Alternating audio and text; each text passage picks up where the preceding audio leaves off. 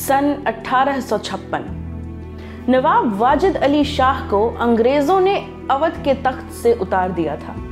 उनके साथ उनकी 2 खास बेगमें कलकत्ता के लिए निकल रहे थे। अपनी पूरी जिंदगी अवध में बिताने के बाद अब इस तरह निकाल दिया जाना नवाब वाजिद अली शाह के लिए अपना घर छोड़ के जाती नई नवेली दुल्हन जैसा था। न जाने उनको अपना ये घर यानी अवध दोबारा कब देखने को मिलेगा। अंग्रेजों के इस देश निकाले पर उन्होंने एक कविता लिखी, बाबुल मोरा नैहर छूटो ही जाए। इस कविता पर बाद में कुंदन लाल सहगल, जिन्हें केएल सहगल के नाम से भी जानते हैं, ने फिल्म स्ट्रीट सिंगर में बेहद खूबसूरत ठुमरी गाई। पंडित भीमसेन जोशी, गिरिजा देवी, किशोरी अमोनकर सभी ने इस कविता को सुर में ढाला। इस कविता की बात हम क्यों कर रहे हैं? इस कविता की बात हम इसलिए कर रहे हैं क्योंकि जब नवाब वाजिद अली शाह अंग्रेजों से हार कर ये कविता लिख रहे थे, तभी उनकी तलाकशुदा बीवी बेगम हजरत महल अंग्रेजों से लोहा लेने के लिए कमर कस चुकी थी। नमस्ते, मैं हूं प्रेरणा और आप देख रहे हैं हमारी स्पेशल सीरीज वीरांगना। ये सीरीज हम खास तौर पर लेकर आए हैं भारत की आजादी के 71 साल पूरे होने के मौके पर।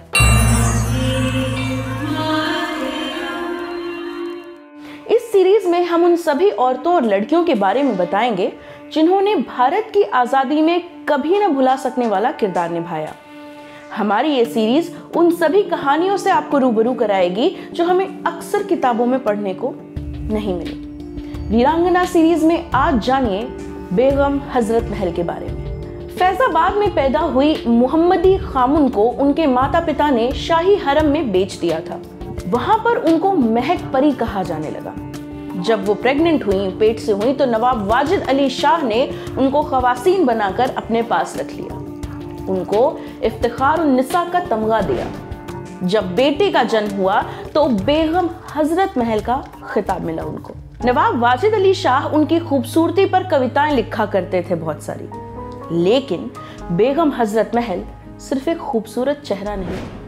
अंग्रेजों की चाल भांप कर उन्होंने बार बार नवाब को आगाह किया, लेकिन इसका कोई फायदा नहीं हुआ। उल्टे नवाब ने उनको तलाक दे दिया।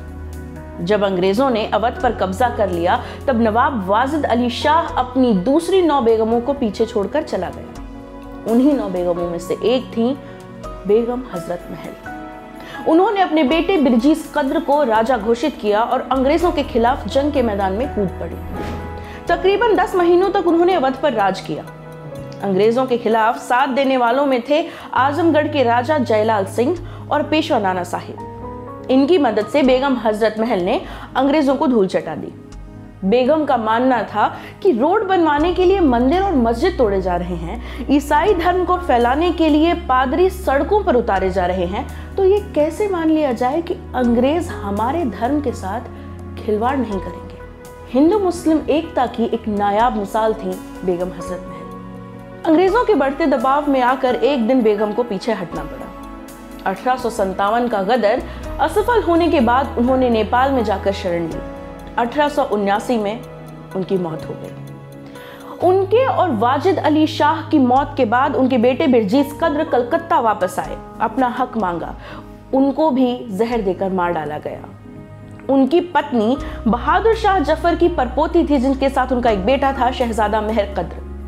उन्होंने जब सरकार का ध्यान खींचा इस ओर, तब बेगम हजरत महल के नाम पर पार्क बना आज के लखनऊ में, और उनके नाम पर डाक टिकट भी जारी हुए। वाजिद अली शाह के वंश के आखिरी जात राजकुमार अली राजा की मौत पिछले साल ही दिल्ली के मालचा महल में हो गई। इसे लेकर कुछ खबरें भी आई थी। बेगम हजरत महल की जो मजार है वो बर्फ बाग काठमांडू में आज भी देखी जा सकती है। नमस्ते, मैं हूं प्रेरणा, आप देख रहे हैं ऑर्डिनरी। अगर आपको हमारा ये वीडियो अच्छा लगा, इसमें दी गई जानकारी आपको पसंद आई, तो हमारा फेसबुक पेज लाइक कीजिए ऑर्डिनरी के नाम से। हमारे यूट्यूब चैनल पर भी ये वीडियोस जाते हैं, बहुत अच्छे टॉपिक्स पर हम बात करते हैं, आप उसे फॉलो कीजिए। ऑर्डिनरी के नाम से हमारा चैनल है। और अगर आप हमसे जुड़ना चाहते हैं, हमसे बात करना चाहते हैं, हमें नए आइडियाज़ देना चाहते हैं, किसी टॉपिक पर आप हमारे साथ डिस्कशन करना चाहते हैं, तो हमारी वेबसाइट है www.ordinary.in, उसे विजिट कीजिए। बहुत बहुत शुक्रिया।